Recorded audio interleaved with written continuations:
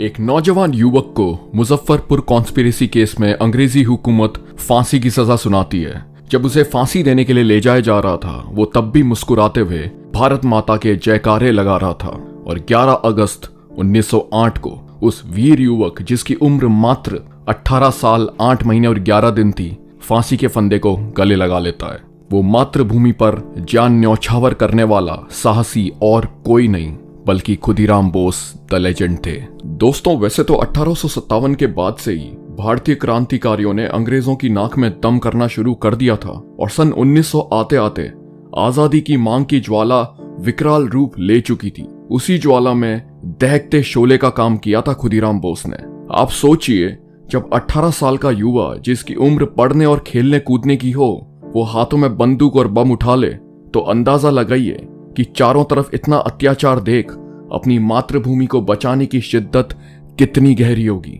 खुदीराम बोस, सरदार उधम सिंह, करतार सिंह सराभा जैसे महान क्रांतिकारी जो कर रहे थे, वो अपने आप में एक प्रेरणा थी, जिसे अंग्रेज और उस समय के गांधी विचारक बिल्कुल पसंद नहीं करते थे।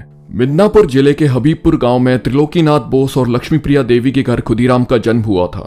बचपन से ही लक्ष्मीप्रिया देवी ने खुदीराम को धार्मिक संस्कार दिए थे। उनका नाम खुदीराम इसलिए रखा गया था क्योंकि उनके घर में नवजात शिशुओं की मृत्यु हो जाया करती थी, तो उनकी मां ने उनके पैदा होते ही उन्हें अपनी बड़ी बेटी को दान में दे दिया था, जिसे खुद भी कहा जाता था, इसलिए उनका नाम खुदीराम रखा गया।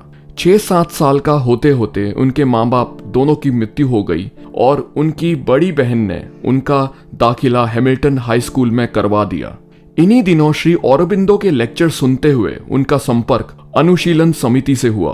अनुशीलन समिति बंगाल में अंग्रेजों के खिलाफ बगावत और आक्रामक विद्रोह का प्रमुख कार्य किया करती थी। खुदीराम मात्र 15 साल की उम्र में ही अनुशीलन समिति के एक एक्टिव मेंबर बन चुके थे और क्रांतिकारी परिंद्र कुमार घोष के साथ मिलकर क्रूर अंग्रेजी अफसरों के पुलिस स्टेशंस पर बम लगाना और उनके खिलाफ इश्तिहार बांटने का काम करने लगे। जुगंतर नामक अखबार अनुशीलन समिति का मुखपत्र था, जो भारतवासियों को जागरूक करने का काम किया करता था। उसी दौरान एक अंग्रेज डगलस किंग्सफोर्ड, जो कि अलीपुर प्रेसिडेंसी का चीफ मजिस्ट्रेट था, जुगंतर के वरिष्ठ पत्रकारों जैसे भूपेंद्रनाथ दत्ता जैसों पर मुकदमे चलाकर उनको जेल में क्रूर यातनाएं देने के लिए कुख्यात हो चुका था और अमानवीय तरीके से क्रांतिकारियों को कोर्ट में फैसले सुनाकर भयानक यातनाएं दिलवाया करता था। बस अब इसी डगलस किंग्सफोर्ड को अनुशीलन समिति ठिकाने लगाना चाहती थी और इसके बाद आने वाले दिनों में जो वारदातें हुई, उससे इतिहास के पन्नों पर वीरता की एक ऐसी अद्भुत दास्तान लिख दी कि निडरता की मिसाल खुदीराम बोस एक लेजेंड बन गए। किंग्सफोर्ड को ठिकाने लगाने का जिम्मा सौंपा गया खुदीराम बोस और प्रफुल्ल चाकी को, जिन्होंने अपने नाम बदलकर हरेंद्र सरकार और दिनेश चंद्र रॉय रख लिए और भेस बदलकर किंग्सफोर्ड पर नजर रखने लगे। तारीख 30 अप्रैल 1908 रात के 8:30 बजे दोनों एक पेड़ के पीछे छिपकर किंग्सफोर्ड के घर के कंपाउंड में उसका वहां से गुजरने का इंतजार करने लगे। अंधेरा बहुत था और दिखाई कम दे रहा था। दोनों एक जैसी दिखाई देने वाली बग्गियां वहां से निकली और दोनों ने उन पर बम फेंक दिए, पर गलती यह हो गई थी कि बम किंग्सफोर्ड की बग्गी पर ना लगकर उसके पीछे मिसेस स्प्रिंगल कैनेडी की बग्गी पर लगा और धमाके से मिसेस स्प्रिंगल और उनकी बेटी की वहीं मौत हो गई।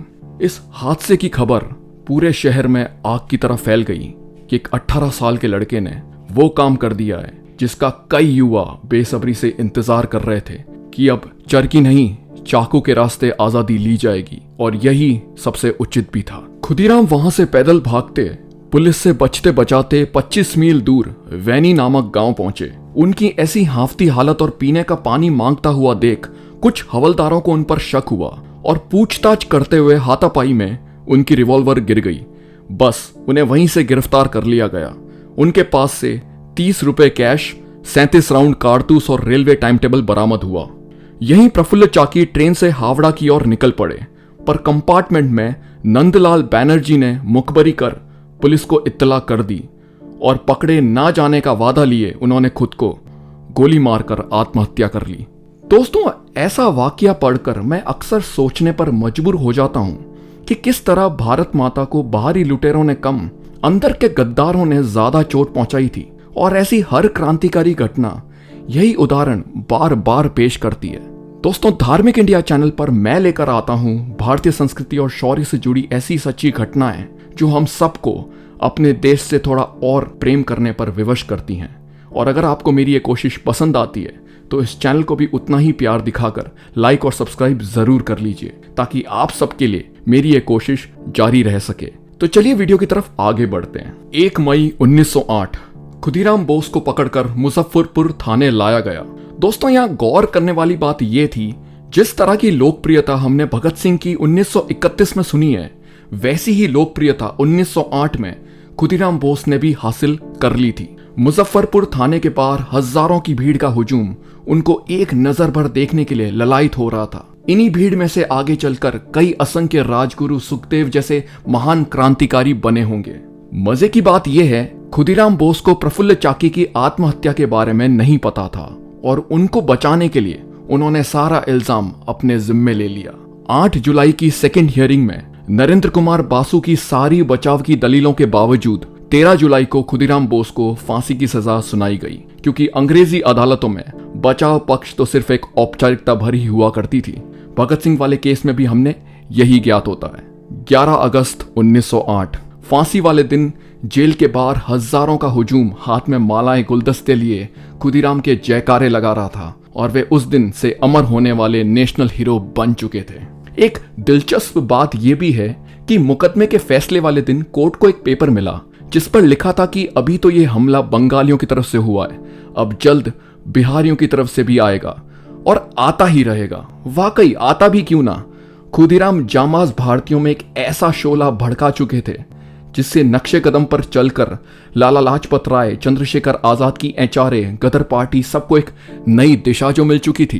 अंग्रेजी जेलरों ने ऐसे बहुत कम किस्से दर्ज किए हैं जहां किसी क्रांतिकारी को फांसी देते वक्त उन जैसे कठोर दिल वालों ने भी आंसू बहाए हों।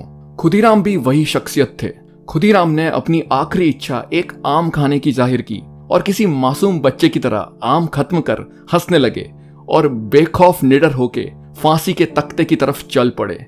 जल्लाद भी सामने खड़े उस 18 साल के लेजेंड को देख अपने आंसू नहीं रोक पाया और आखिरकार 11 अगस्त 1908 को खुदीराम बोस भारत की माटी में अमर होने के लिए मिल गए।